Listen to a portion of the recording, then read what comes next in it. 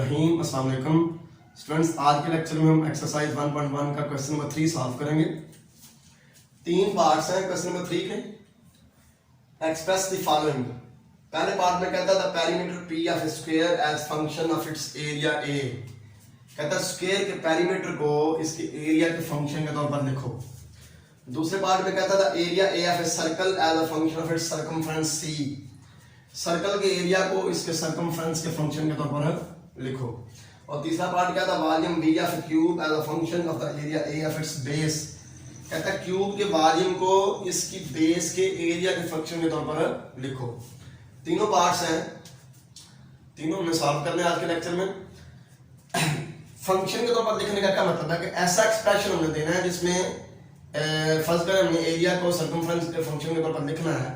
तो हमने ऐसा एक्सप्रेशन देना है कि एरिया जो है वो सर्कमफ्रेंस पे डिपेंड कर रहा हो और सर्कमफ्रेंस की किसी भी वैल्यू के लिए एरिया की भी एक ही वैल्यू है, फिर हम कहेंगे कि एरिया जो है फंक्शन ऑफ सर्कमफ्रेंस है। ठीक होगा जी।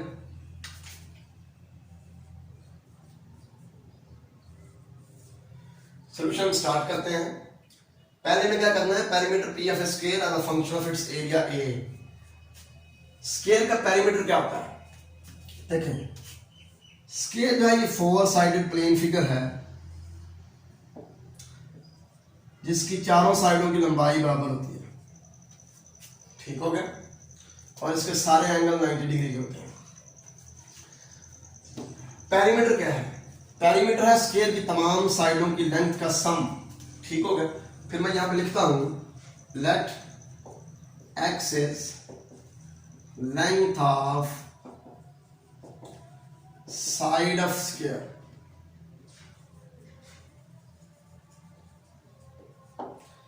फर्ज करें कि x जो है स्क्वायर की साइड की लेंथ है। इसका मतलब है कि चारों साइडों की लेंथ x ही होगी क्योंकि स्क्वायर की तमाम साइडों की लंबाई बराबर होती है। ठीक हो गया। देन इट्स पेरीमीटर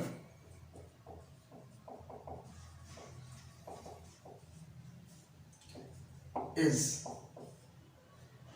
पेरीमीटर को हमने क्वेश्चन के अंदर p से रिप्रेजेंट किया हुआ है। ठीक है। पेरीमीटर क्या होगा 4x, क्योंकि चारों साइडों की लंबाई को ऐड करेंगे तो ये पेरीमीटर होगा स्क्वायर का। ठीक है। इसे आप कह दें इक्वेशन नंबर 1। एंड हमने पेरीमीटर को लिखना है as a function of its area and its area is, area होता है जी लंबाई तरफ चौड़ाई, लेंथ इंटू विड्थ। ठीक हो गया। x इंटू एक्स, एक्स क्या है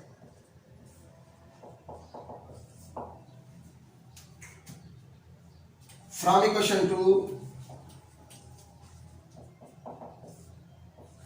x की वैल्यू आ जाएगी a स्क्वायर रूट। यहां से x की वैल्यू क्या आ जाएगी a square root. Put in 1 में पुट कर देते हैं। p इक्वल आ जाएगा जी 4 into square root of a। तो ये देखें पेरीमीटर की वैल्यू एरिया की वैल्यू पर डिपेंड कर रही है और हम एरिया की कोई भी वैल्यू पुट करेंगे तो पेरीमीटर की भी एक ही वैल्यू हमें आएगी। ठीक होगा। इसका मतलब ये है कि पेरीमीटर जो है एरिया का फंक्शन है। तो रिक्वायर्ड एक्सप्रेशन फॉर पेरीमीटर, जिस तरह उसने कहा हुआ था कि पेरीमीटर को एरिया के फंक्शन के तौर पर लिखो, हमने लिख लिया है। अब सेकंड पार्ट की तरफ आ जाए। सेकंड पार्ट में कहता है जी the area A of square as a function of its circumference C. Square के एरिया को इसके सर्कमफ्रेंस के फंक्शन के तौर पर लिखो। तो हम ऐसा करते हैं, सबसे पहले सपोज कर लेते हैं let r is radius of circle having area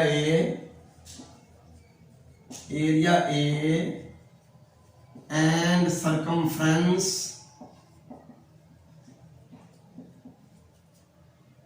C।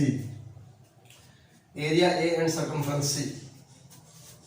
Then अब देखें हमारे पास जो सर्कल होता है ना जिसका रेडियस r होता है, उसका एरिया होता है जी पाई आर स्क्वायर और सरकमफ्रेंस होता है 2 पाई आर। बेसिक चीजें भी आप ज्योमेट्री जो है ना आपको पता होना चाहिए कि इस ये जो है ना पहले पार्ट के लिए स्क्वायर की ज्योमेट्री का पता होना चाहिए कि पेरीमीटर क्या है, एरिया क्या है।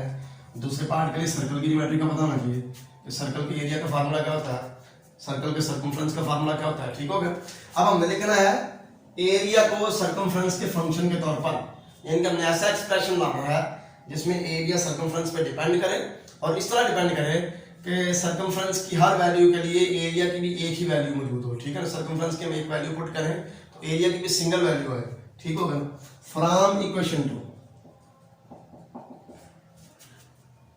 आर आ जाएगा जी C over 2 pi put in 1,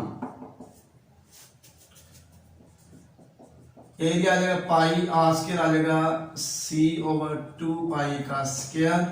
तो इसको हम सिंप्लीफाई जब करेंगे तो ये आ जाएगा सी स्क्वायर ओवर 4 पाई स्क्वायर, 4 पाई क्योंकि पाई पाई से कैंसिल हो जाएगा, 2 का स्क्वायर 4 हो जाएगा, 4 पाई। तो ये देखिए ये जो एक्सप्रेशन हमने लिख लिया है इसमें एरिया सर्कमफ्रेंस पे डिपेंड कर रहा है और सर्कमफ्रेंस की हर वैल्यू के अगेंस्ट एरिया की भी सिंगल वैल्यू होगी। ठीक होगा, लिहाजा ये भी हमारा रिक्वायर्ड एक्सप्रेशन आ गया फॉर एरिया। ठीक हो गया। अब थर्ड पार्ट की तरफ आ जाए। The volume v of a cube as a function of the area a of its base. सबसे पहले आप ये देखिए क्यूब होता क्या है। क्यूब एक ऐसा कमरा समझ लें कि जिसकी लंबाई चौड़ाई और ऊंचाई बराबर है। ऐसा कमरा जिसकी लंबाई चौड़ाई और ऊंचाई बराबर है उसकी शेप क्यूब शेप होगी। ठीक हो गया। लंबाई चौड़ाई और ऊंचाई बराबर है तो हम भी फर्ज करते हैं let x is length of side of cube,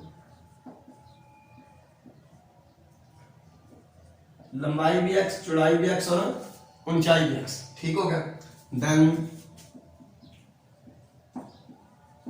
it's volume will be, volume को क्वेश्चन के अंदर v से रिप्रेजेंट किया हुआ है। वॉल्यूम क्या है जी, लंबाई जब चौड़ाई जब ऊंचाई, length into width into height.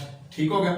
ये वॉल्यूम का फार्मूला होता है। तो क्योंकि ये क्यूब है तो क्यूब ऐसा कमरा होता है जिसकी लंबाई चौड़ाई और ऊंचाई बराबर होती है, लिहाजा x into x into x x cube whole divide. इसे आप कहते हैं question number 1 and area of its base, area of its base will be, area of base क्या होगा, बेस ये वाली है, लंबाई जरूर चौड़ाई, एरिया सिर्फ होगा x into x x square.